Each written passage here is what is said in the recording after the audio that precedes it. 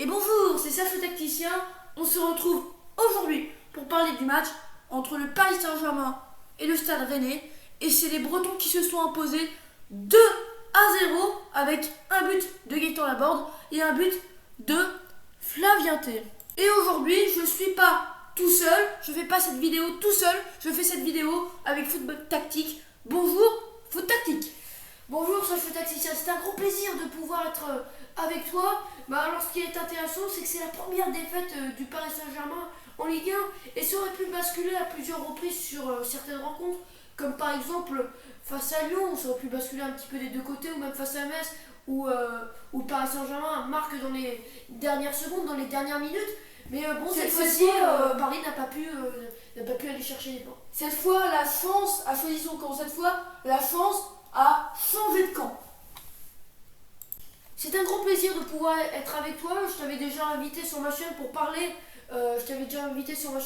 De l'animation offensive de l'équipe de France juste avant l'Euro. Donc ça me fait plaisir d'être sur ta chaîne pour parler de ce match entre Paris et Rennes. En tout cas, des erreurs un petit peu défensives, comme tu l'as dit, du Paris Saint-Germain. On avait fait les pronostics aussi ensemble. Oui.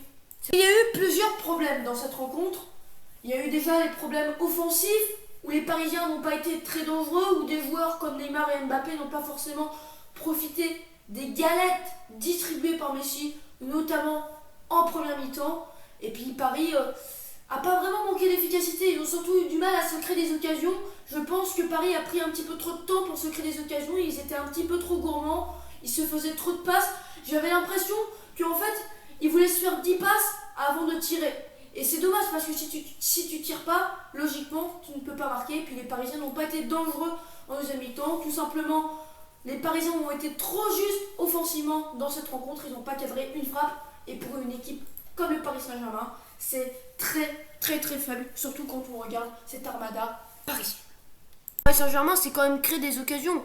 Par exemple, il y a eu cette barre transversale sur un coup franc de Lionel Messi qui était super bien tiré avec beaucoup d'effets. Alfred Gomis n'était même pas parti tellement qu'il était surpris par cette magnifique frappe de Lionel Messi. Nouvelle fois, Lionel Messi touche d'ailleurs une barre transversale. C'est le cas à 3 reprises depuis qu'il est au Paris Saint-Germain. Face à Bruges, face à Lyon et maintenant c'est le cas face à Rennes. Un problème d'envie aussi où les Parisiens choisissent un petit peu trop leur match parce que quand même c'est pas très compréhensible.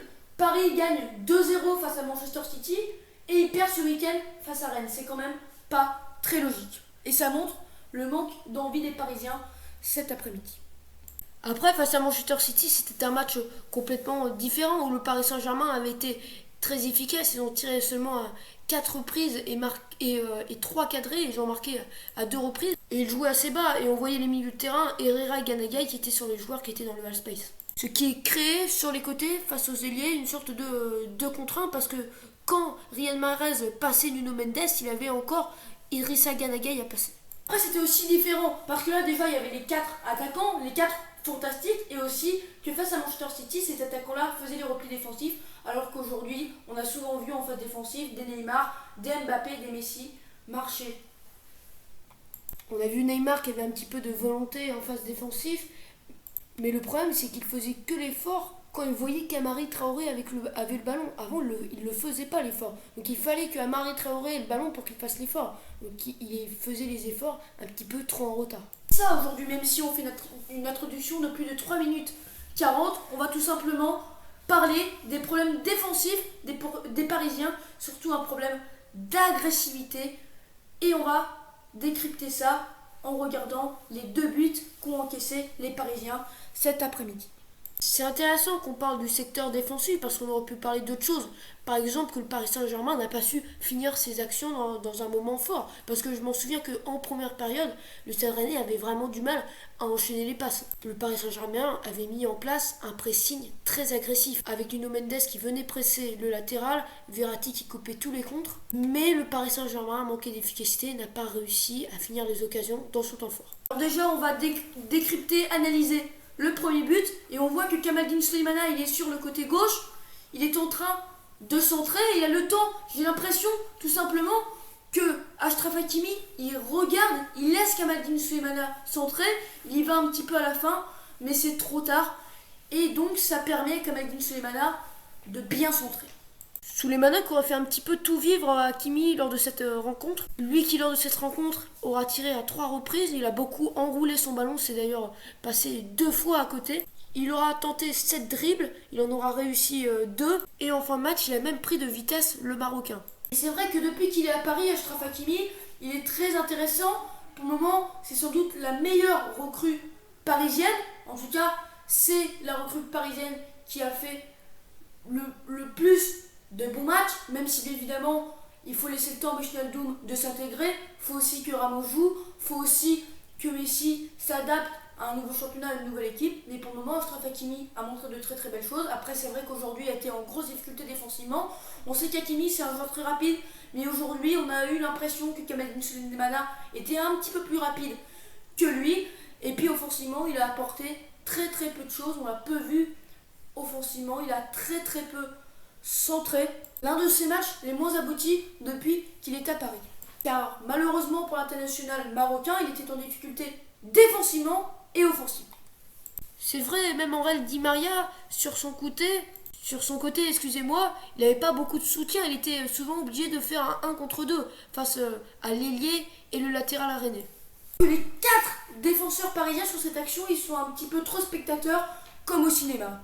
Y compris Nuno Mendes, qui regarde ce que fait Kamaldeen Sulemana, qui regarde ce qu'est en train de faire l'ailier René, mais il ne regarde pas ce qui est en train de se passer dans son dos. Il ne regarde pas l'appel de Gaëtan Laborde, et finalement il se fait prendre de vitesse, et surtout il se fait prendre dans son dos. Ce qui permet ensuite à Gaëtan Laborde d'avoir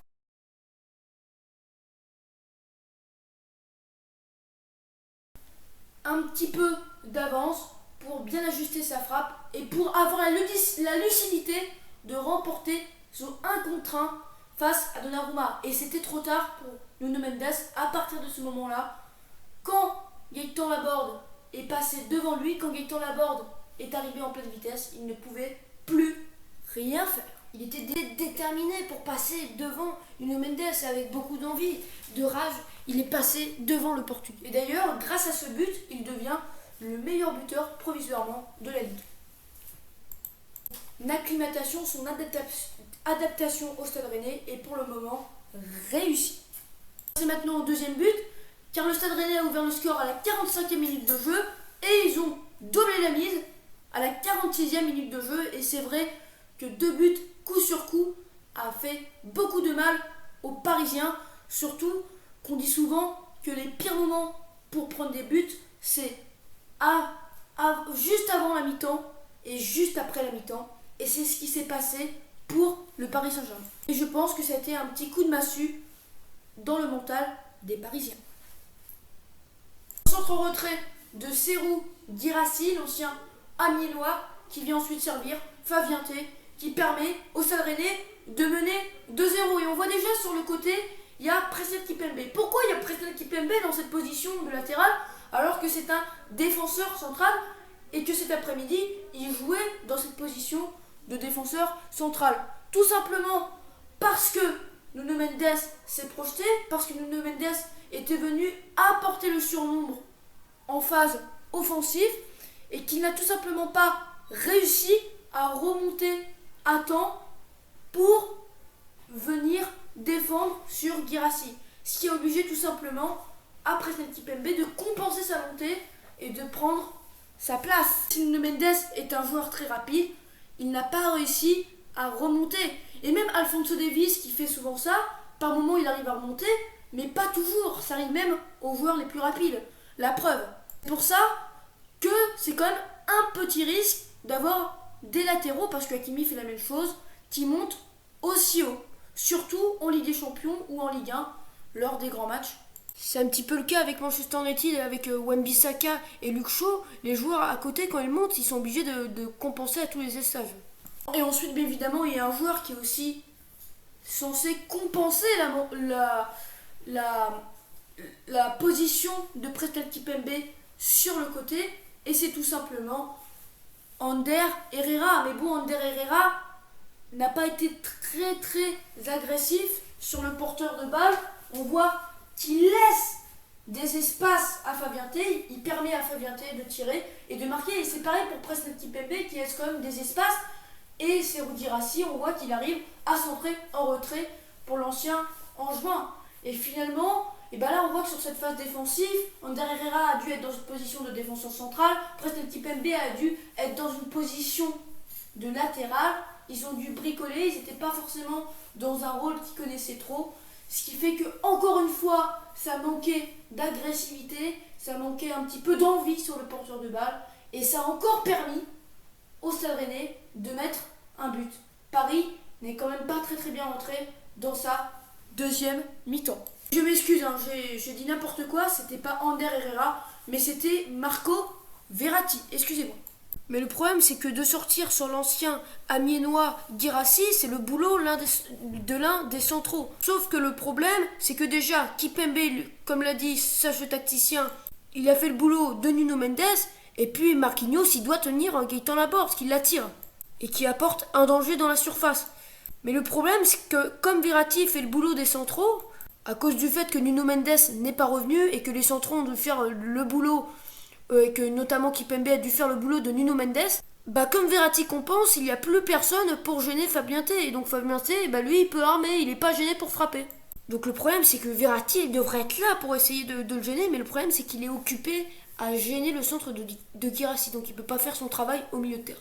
Il n'a pas de corps ou trois corps. Et comme les positions des rôles ne sont pas forcément respectées sur cette phase défensive, et bien personne vraiment fait bien son boulot sur cette phase défensive, et ça permet tout simplement aux Rennais d'en profiter, parce que sur cette action-là, ça manque d'agressivité, ça manque de méchanceté dans le bon sens du terme, ce qui fait que les Rennais ont profité que les Parisiens soient statiques pour mettre le deuxième but de cette rencontre.